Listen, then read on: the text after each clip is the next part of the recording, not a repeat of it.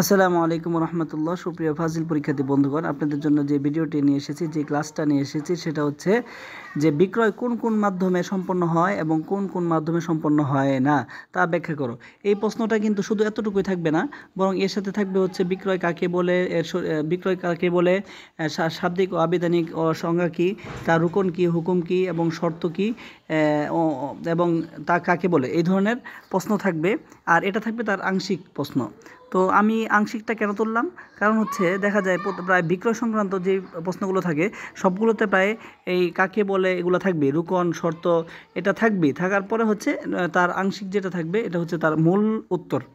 তো যাই হোক, এটা হচ্ছে আংশিক যেটা আছে, আংশিক থেকে আমি আপনাদের জন্য এই প্রশ্নটা নিয়ে এসেছি ক্লাস নিয়ে। এটা যদি করেন তাহলে হচ্ছে আপনার আর এর আগের যে ভিডিওটা দিয়েছি বাই কাকে বলে, ওইটা দেখার পর এটা দেখবেন।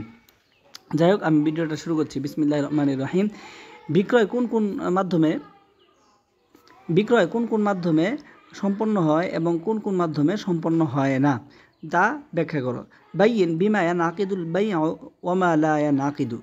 উত্তর: যেসব মাধ্যমে বিক্রয় সম্পন্ন হয়, বিমা ইয়ানাকিদুল বাই'আ সেটা বলতেছি।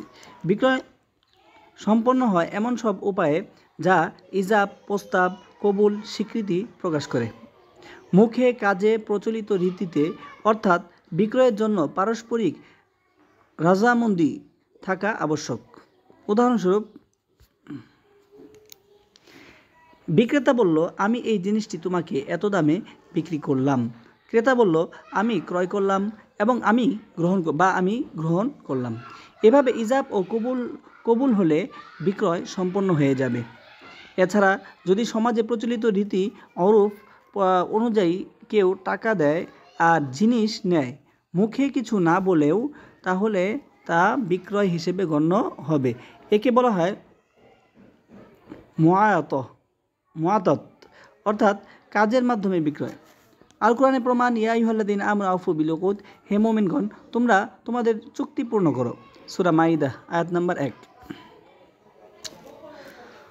অর্থাৎ বিক্রয় সহ সব বৈধ চুক্তি যেমন পদ্ধতিতেই সম্পূর্ণ হোক না কেন, তা রেজামন্দির ভিত্তিতে হলে বৈধ।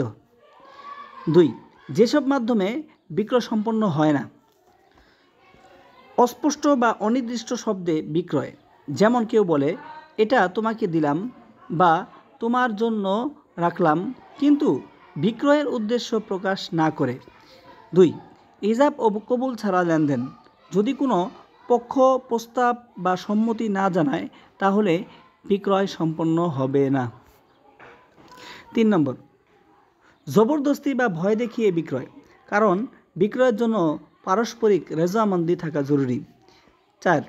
যে জিনিসের মালিক নয় বা যা হস্তান্তর নয়, যেমন পানির নিচের মাছ, আকাশের পাখি বা ভবিষ্যতের অদৃশ্য কোনো জিনিস বিক্রি করা। 5. ফাসেদ বা অবৈধ শর্তযুক্ত বিক্রয়, যেমন শর্ত দেওয়া যে আমি এই জিনিস বিক্রি করব যদি তুমি আমাকে ঋণ দাও, ইত্যাদি। তো ফাজিল পরীক্ষার্থী বন্ধুগণ, এই পর্যন্তই ছিল এই উত্তরটা। একেবারে আমি সংক্ষিপ্ত ছোট আকারে ভিডিওটা বানালাম, নইলে এটা অনেক বড় হয়ে যেত যদি এর প্রশ্নটা পুরোপুরি দিতাম। তো এটা ভালোভাবে প্রস্তুতি নেবেন, ইনশাল্লাহ আপনাদের প্রশ্নে চলে আসবে। আপনারা ভালো থাকুন, সুস্থ থাকুন এবং ভালোভাবে পরীক্ষা দেন, সেই দোয়া রইল। আসসালামু আলাইকুম রহমতুল্লাহি ওয়া বারাকাতুহু।